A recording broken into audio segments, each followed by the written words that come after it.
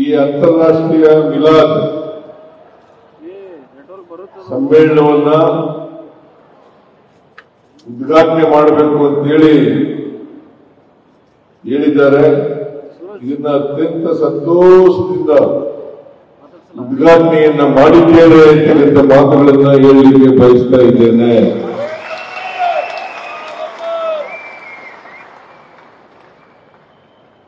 ಈದ್ ಅಂದ್ರೆ ಹಬ್ಬ, ಮಿಲಾದ್ ನಬಿ ಅಂದ್ರೆ ಪ್ರವಾದಿ ಮೊಹಮ್ಮದ್ ಅವರ ಹುಟ್ಟಿದ ದಿನ ಎಂದರ್ಥ.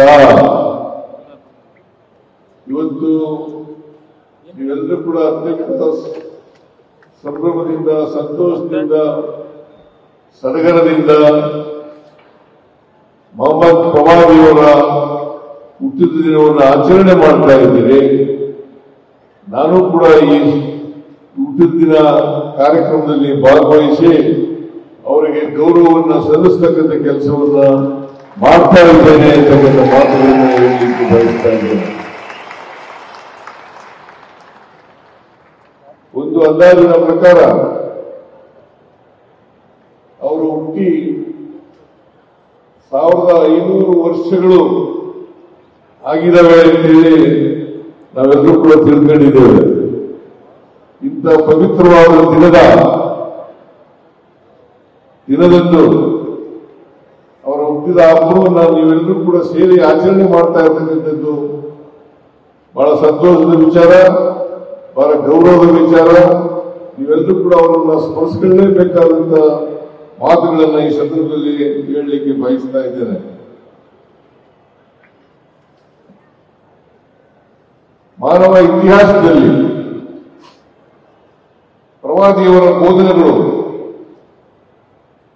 ಅನೇಕ ಕ್ರಾಂತಿಕಾರಕ ಬದಲಾವಣೆಗಳನ್ನ ಸಮಾಜದಲ್ಲಿ ಮಾಡಿದ್ದಾವೆ ಅಂತಕ್ಕಂಥ ಮಾತುಗಳನ್ನ ಹೇಳಲಿಕ್ಕೆ ಬಯಸ್ತಾ ಇದ್ದೇನೆ. ಪ್ರವಾದಿಯವರು ಜನಿಸುವುದಕ್ಕಿಂತ ಮುಂಚಿತವಾಗಿ ಅರಬ್ಬಿನ ಮರಳುಗಾಡಿನಲ್ಲಿ ಅನೇಕ ಪಶುಪಾಲಕ ಬುಡಕಟ್ಟು ಜನಾಂಗದವರು ವಾಸ ಮಾಡ್ತಾ ಇದ್ರು. ಅವ್ರಿಗೆ ಒಬ್ರಿಗೊಬ್ಬರನ್ನ ಕಂಡ್ರೆ ಆಗ್ತಾ ಇರಲಿಲ್ಲ. ಬಹಳ ಮುಖ್ಯವಾಗಿ ಅವತ್ತು ಕುರಿ, ಮೇಕೆ, ಒಂಟೆಗಳನ್ನ ಸಾಕ್ತಕ್ಕಂಥ ಕೆಲಸವನ್ನು ಮಾಡ್ತಾ ಇದ್ರು. ಇನ್ನು ಕೆಲವು ಬುಡಕಟ್ಟಿನ ಜನರು ವ್ಯಾಪಾರ ಮಾಡ್ತಾ ಇದ್ದಂತ ಜನರಿಗೆ ರಕ್ಷಣೆಯನ್ನ ಕೊಡ್ತಕ್ಕಂಥ ಕೆಲಸವನ್ನು ಮಾಡ್ತಾ ಇದ್ರು. ಸಾಮಾನ್ಯವಾಗಿ ವಿವಾಹ, ಊಟ, ಪ್ರಾರ್ಥನೆ ಮುಂತಾದವುಗಳಲ್ಲಿ ಮನುಷ್ಯ ಸಮಾಜದೊಳಗಿನ ಅಸಮಾನತೆಯ ತಾರತಮ್ಯಗಳನ್ನು ತೊಡೆದುಹಾಕಲು ಪ್ರವಾದಿಯವರು ಇನ್ನಿಲ್ಲದ ಪ್ರಯತ್ನಗಳನ್ನು ಮಾಡಿದರು ಅಂತಕ್ಕಂಥದನ್ನ ಅರ್ಥ ಮಾಡ್ಕೋಬೇಕಾಗ್ತದೆ. ಪ್ರಾರ್ಥನೆ ಮಾಡುವಾಗ ಬಡವ ಶ್ರೀಮಂತರನ್ನದೇ ಭುಜಕ್ಕೆ ಭುಜ ತಾಗಿಸಿ ನಿಲ್ಲಬೇಕು. ಎದುರು ಬಂದವರನ್ನು ವ್ಯತ್ಯಾಸ ಮಾಡದೆ ಅಪ್ಪಿಕೊಳ್ಳಬೇಕು. ಇದು ಮತ್ತೆ ಒಂದೇ ಪಂಕ್ತಿಯಲ್ಲಿ ಊಟಕ್ಕೆ ಕೂಡಬೇಕು ಅಂತಕ್ಕಂಥದ್ದು ಪ್ರವಾದಿಯವರು ಮಾಡಿದಂತ ಪ್ರಯತ್ನ ಅಂತಕ್ಕಂಥ ಮಾತುಗಳನ್ನು ಹೇಳಿದ್ರೆ ಇದು ಸಾಮಾನ್ಯವಾದಂತ ವಿಚಾರ ಅಲ್ಲ. ಎಲ್ಲರನ್ನೂ ಕೂಡ ಒಟ್ಟುಗೂಡಿಸ್ತಕ್ಕಂಥದ್ದು, ಒಂದೇ ವೇದಿಕೆಯಲ್ಲಿ ಪ್ರಾರ್ಥನೆ ಮಾಡ್ತಕ್ಕಂಥದ್ದು, ಒಟ್ಟಿಗೆ ಕೂತು ಊಟ ಮಾಡ್ತಕ್ಕಂಥದ್ದು, ಪರಸ್ಪರ ಎದುರು ಬಂದವರನ್ನು ಅಪ್ಪತಕ್ಕಂಥದ್ದು ಇದೆಯಲ್ಲ, ಇದು ಮಾನವೀಯತೆಯ ಲಕ್ಷಣ ಅಂತಕ್ಕಂಥ ಮಾತುಗಳನ್ನು ಹೇಳಲಿಕ್ಕೆ ಬಯಸ್ತಾರೆ. ಒಂದ್ ಕಡೆ ಇನ್ನೊಬ್ಬ ಭಾವಿಯವರು ಹೇಳ್ತಾರೆ, ಬರೆದಿದ್ದಾರೆ, ಏನಪ್ಪಾ ಅಂತಂದ್ರೆ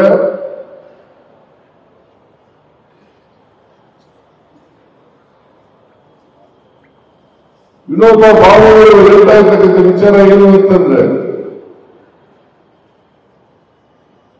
ಇಸ್ಲಾಂ ಅಂದರೆ ಶಾಂತಿ.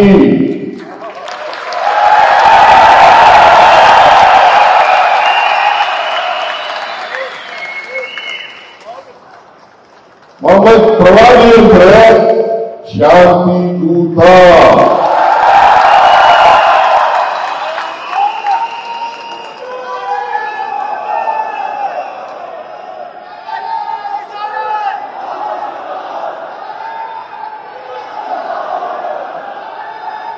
ಸಮಾಜದಲ್ಲಿ